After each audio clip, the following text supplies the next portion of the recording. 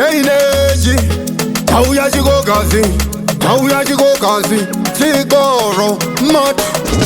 Nyangwe vavengi vakatuka sichupeti, ndinenge ndakamira patogeti, mufunge ndakachena sekugeti, nditori mudenga sekaiti.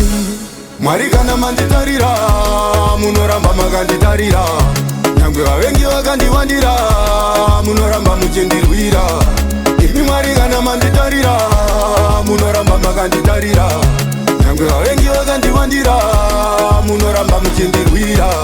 Ndiani kwamutsa Razaro, nazina kuimba sagoro, namoya ndichaisa mufaro, kuita hondo kudarika mabororo. Kwandiri tonge murimi Mwari, ndimi munoona papea zvandiri.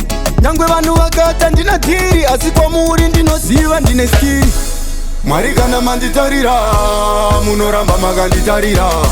Nyangwe vavengi vakandiwandira, munoramba muchindirwira.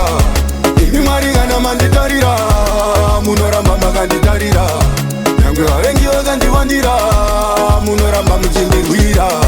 Dziriko hondo dzematsinza, ndodzinonditadzisa kusenza.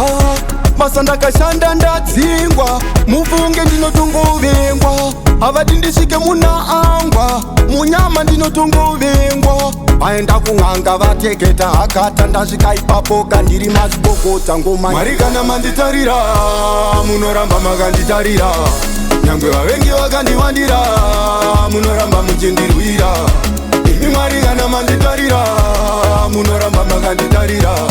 Nyangwe vavengi vakandiwandira, munoramba muchindirwira. Father, guide and protect me all the days of my life.